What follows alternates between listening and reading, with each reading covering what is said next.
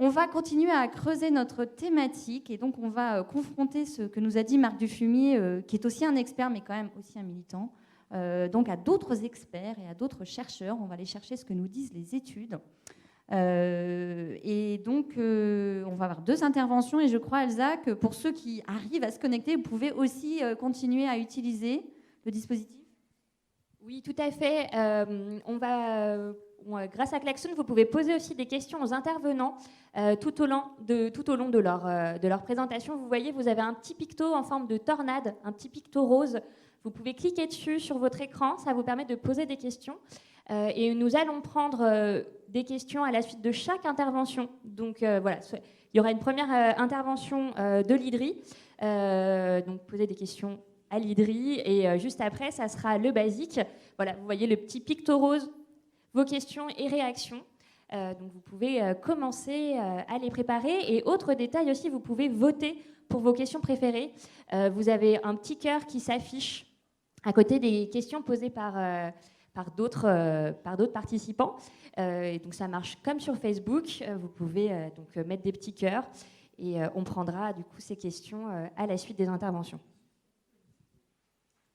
Donc je vais appeler Pierre-Marie Aubert de l'IDRI. Il est arrivé, il est là. Super. Merci de nous rejoindre. Je peux vous mettre ici, c'est mieux. Donc Pierre-Marie, vous êtes en charge des questions d'alimentation et d'agriculture à l'échelle européenne à l'IDRI.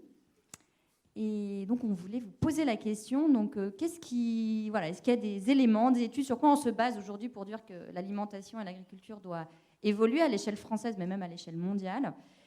Et je sais que vous avez travaillé sur un scénario qui permet de dire qu'en tout cas, une agriculture agroécologique, ça semble possible, même pour nourrir tous les Européens. Donc on a envie d'en savoir un peu plus. Merci. Bien, merci à tous. Pardon, question technique, est-ce que je peux avoir moi-même une télécommande? Non. Ça ne va pas marcher sinon, il y a trop d'animation.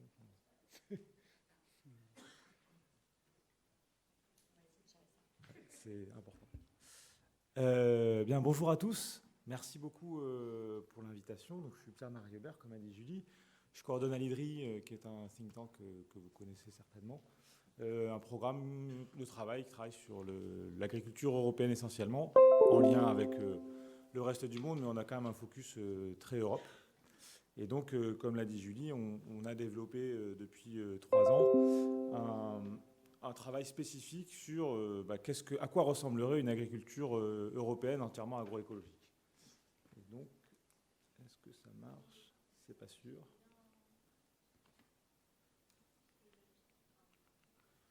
Ah, c'est bon. C'est moi, ça? Ah, ça c'est moi.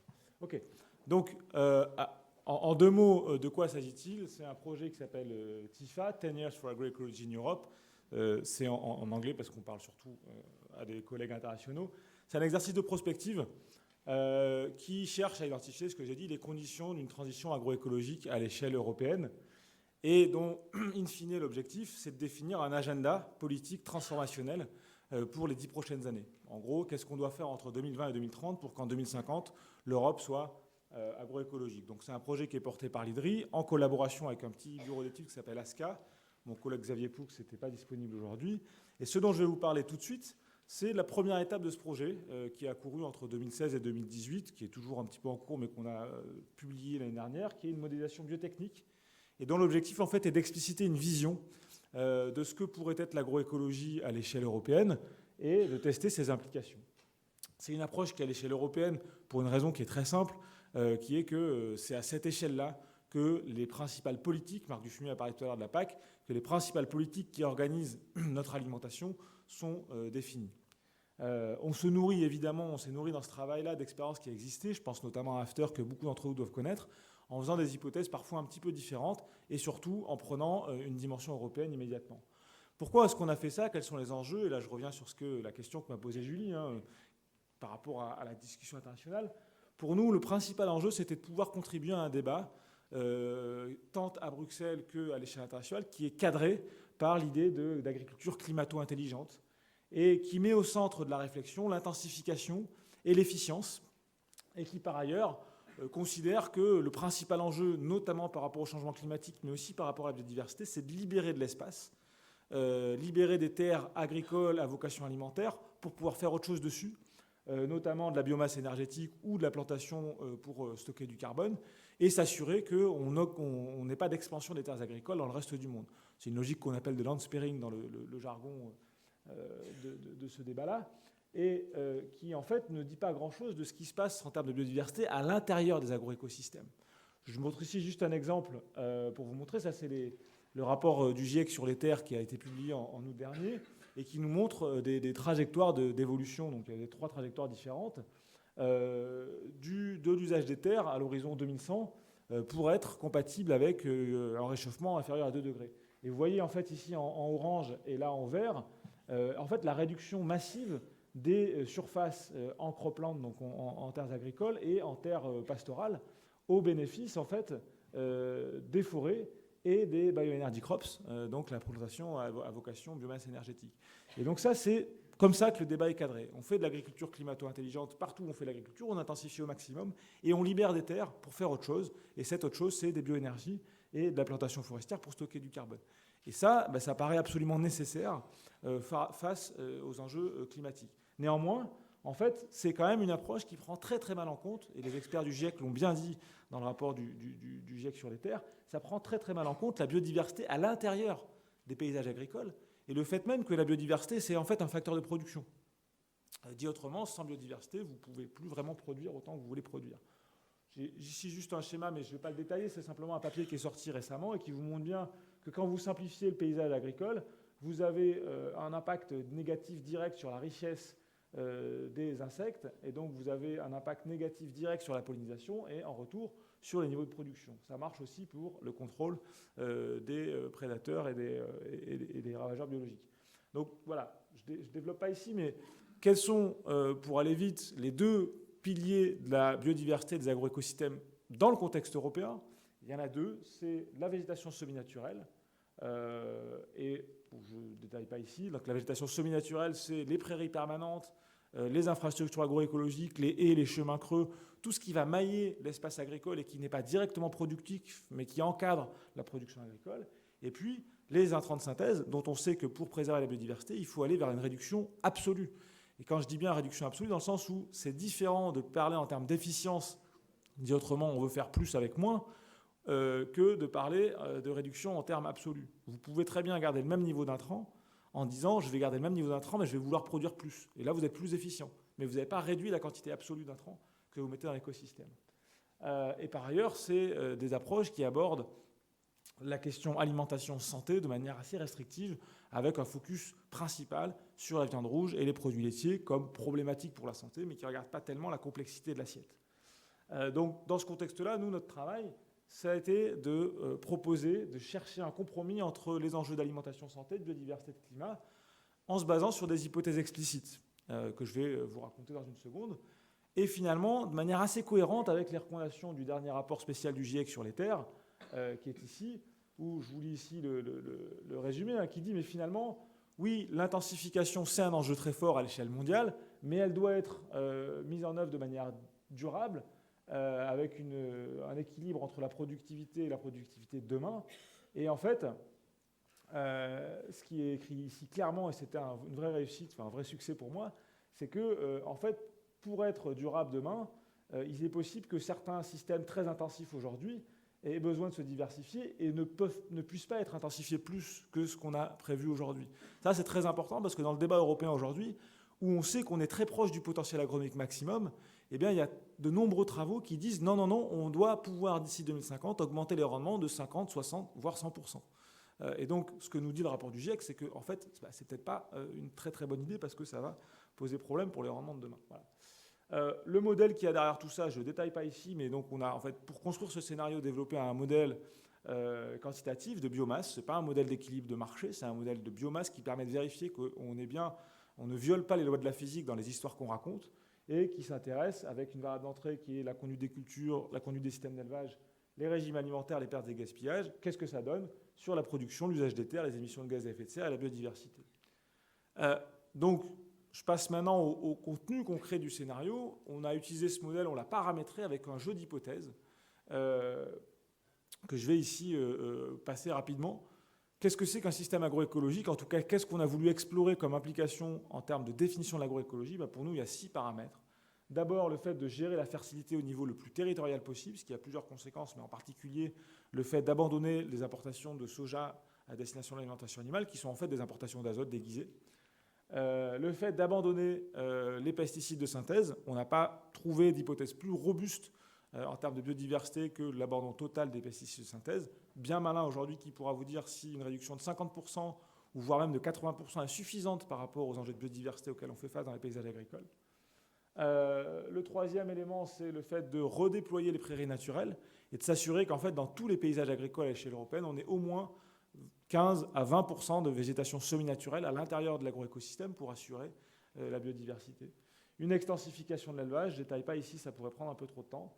Et puis, un élément central qui est l'adoption de régimes alimentaires moins riches et plus équilibrés dans un contexte où aujourd'hui, on mange à peu près en moyenne à l'échelle européenne 2 fois plus de protéines que ce dont on a besoin pour couvrir nos besoins nutritionnels. On ne mange pas du tout assez de fruits et légumes par rapport aux besoins en fibres qu'on a et on mange beaucoup trop de sucre et globalement, quand même, un régime surcalorique. Dernier élément, il y a une logique de priorisation dans l'usage de la biomasse qui est produite avec une priorité à l'alimentation humaine, puis animale, puis les usages non alimentaires s'il reste quelque chose. Dernier élément, ce qui est très important de comprendre, c'est que ces hypothèses-là, elles n'ont de sens que prises tout ensemble. Il y a une logique systémique derrière le scénario qu'on a construit. Et si vous enlevez une hypothèse à ce jeu d'hypothèses, vous cassez le château de cartes. Mais si vous voulez n'en retenir qu'une parmi toutes celles-là, c'est pareil.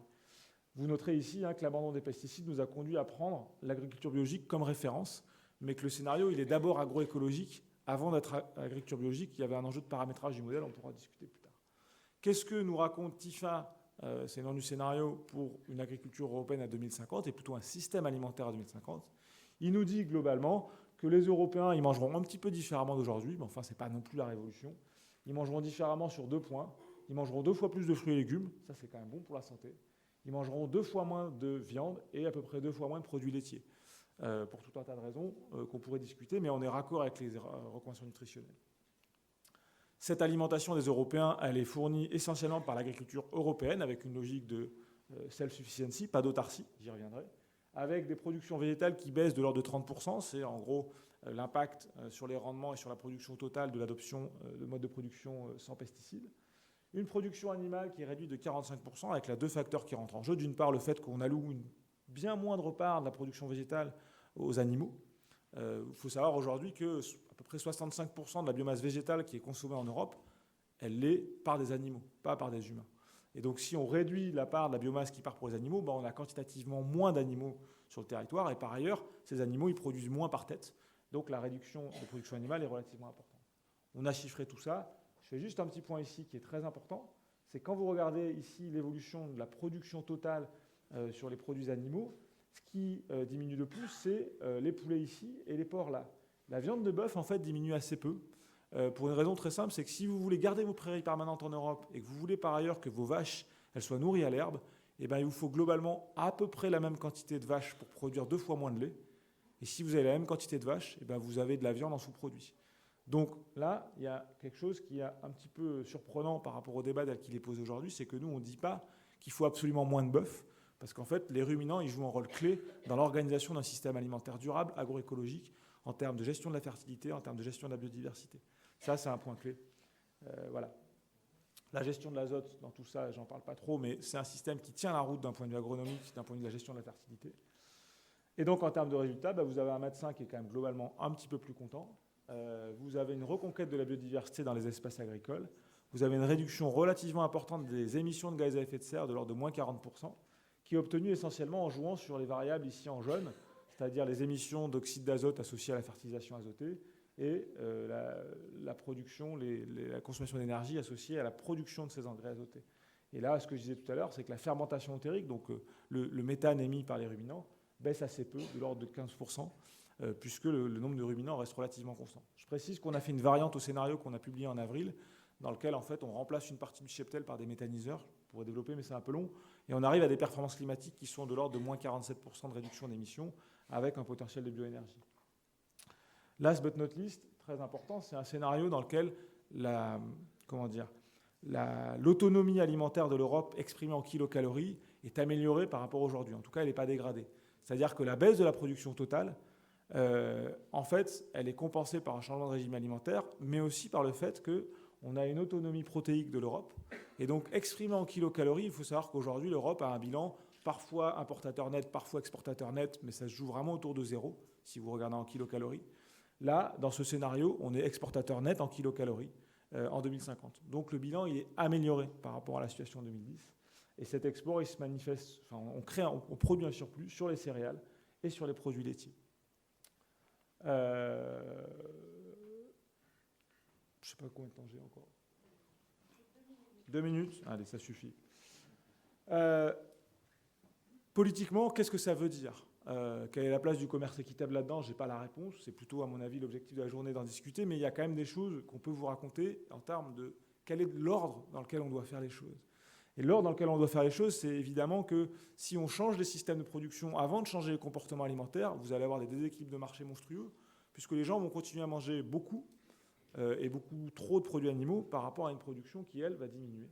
Donc on va avoir des logiques d'importation nettes et des augmentations de prix très potentielles. Donc nous, ce qu'on dit, c'est qu'une des priorités principales aujourd'hui, c'est de trouver les moyens d'accompagner les consommateurs vers une évolution de leur mode de consommation. Il ne s'agit pas de dire qu'il y a une norme que tout le monde doit respecter, il s'agit de s'assurer que l'offre que le consommateur trouve devant lui quand il va faire ses courses, elle est la bonne offre par rapport à la fois à ses besoins à lui et aux enjeux environnementaux.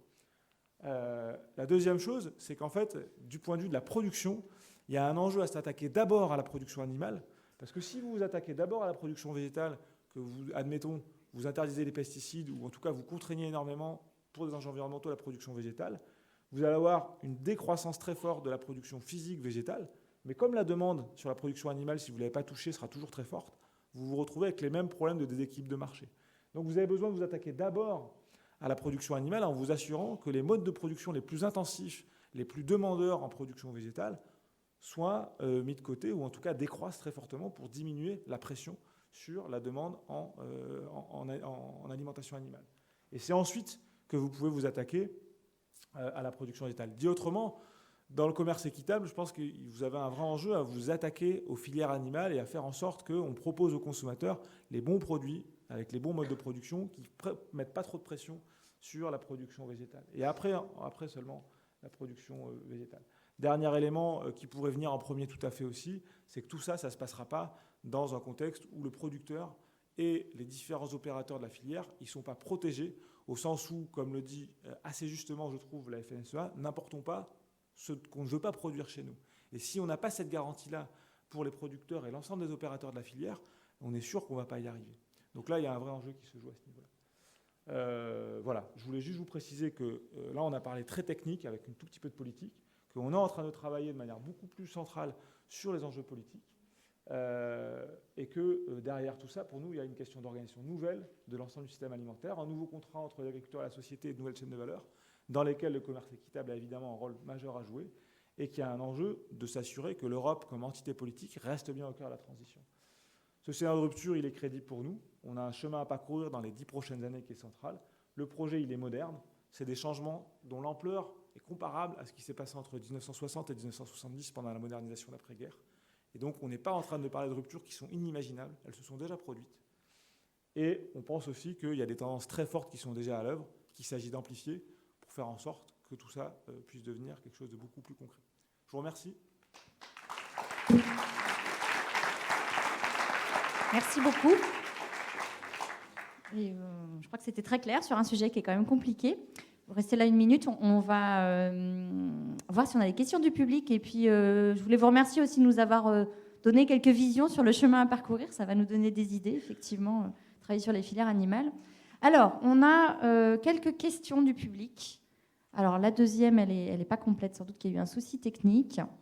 Je vous propose de répondre à la première. Du coup, est-ce que vous avez une écoute des pouvoirs publics sur le scénario TIFA ? Et peut-être aussi... alors, qu'est-ce qu'on a ? Est-ce que c'est expérimenté quelque part ? Peut-être ça peut être intéressant. L'alimentation venant de la mer. Alors, peut-être, voilà. Est-ce que vous avez une écoute ? Est-ce que c'est expérimenté ? Et sur la mer, si vous avez juste une mini précision technique, je pense qu'avec ça, on sera... Je vais commencer par le plus facile. On n'a pas du tout travaillé sur les produits de la mer. Donc, on a simplement considéré une consommation légèrement décroissante par rapport au fait qu'aujourd'hui, tout est surpêché. mais on n'est pas allé plus loin. Donc on a vraiment fait des hypothèses, règle de 3 par rapport à ce qu'on comprenait de la littérature sur la pêche. Ça, c'est facile.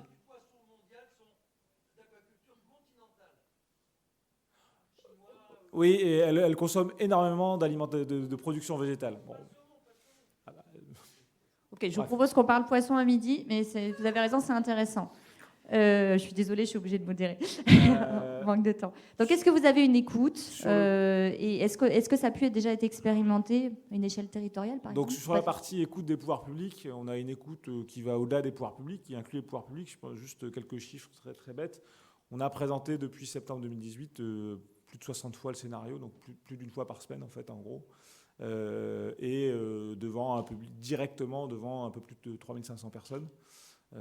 Donc il y a de l'appétence pour ce scénario, il y a beaucoup de demandes, il y a des gens qui nous mettent la pression pour qu'on avance plus vite sur la partie économique, etc. Côté pouvoir public, il faut distinguer donc, le niveau européen. Donc au niveau européen, DG Agri, DG Envie, c'est des gens avec qui on discute régulièrement, donc la Direction générale de l'agriculture et de l'environnement au niveau de la Commission, c'est des gens avec qui on discute régulièrement. Et c'est comme partout, l'action publique, c'est une action publique éclatée. Et donc, à l'intérieur même de la DG Agri, vous avez des gens que ça intéresse beaucoup et des gens pour qui c'est complètement farfelu. Donc, voilà. Après, ce qui est clair, c'est qu'on propose quelque chose qui est baqué sur le plan scientifique et que du coup, ça interpelle. Donc, on a eu la possibilité d'avoir un échange approfondi avec la DG Agri il y a un an. On doit retourner les voir dans quelques semaines. La DG Environnement, dans le cadre de la préparation de la nouvelle stratégie biodiversité 2030, veut mettre le paquet sur le volet agricole et s'appuie en partie sur nos travaux pour essayer de cadrer qu'est-ce que sera un système agricole qui est biodiversité compatible. Donc voilà, il y a de l'écoute. Maintenant, après, c'est un champ de bataille. Et donc, chacun fourbit ses armes. Et donc, je ne prétends pas qu'on ait les armes les plus puissantes dans le jeu. Très bien. Est-ce que ça a pu être expérimenté ? Est-ce que c'est envisageable ou pas ? Il n'y a pas d'expérimentation stricto sensu. Je pense que ce qui se rapproche le plus d'un scénario comme TIFA, potentiellement, mais je ne maîtrise pas tout très bien, ça doit être, parce que j'en viens, vous avez la Biovallée dans la Drôme, c'est probablement le territoire qui va se rapprocher le plus de TIFA, avec encore beaucoup d'élevage, mais quand même encore de la céréaliculture, beaucoup de maraîchage. Donc c'est quelque chose qui ressemble à ça. Après, c'est très particulier parce que c'est vallonné, parce que c'est des vallées avec des montagnes. La question qu'il faudrait se poser, c'est est-ce qu'on est capable de faire quelque chose qui ressemble à TIFA, de le réintroduire dans une région comme la Beauce ? Là, ça devient vachement plus intéressant. Ok, merci, je suis devant moi, ça m'a fait plaisir. Merci beaucoup Pierre-Marie, on va s'arrêter là pour cette partie.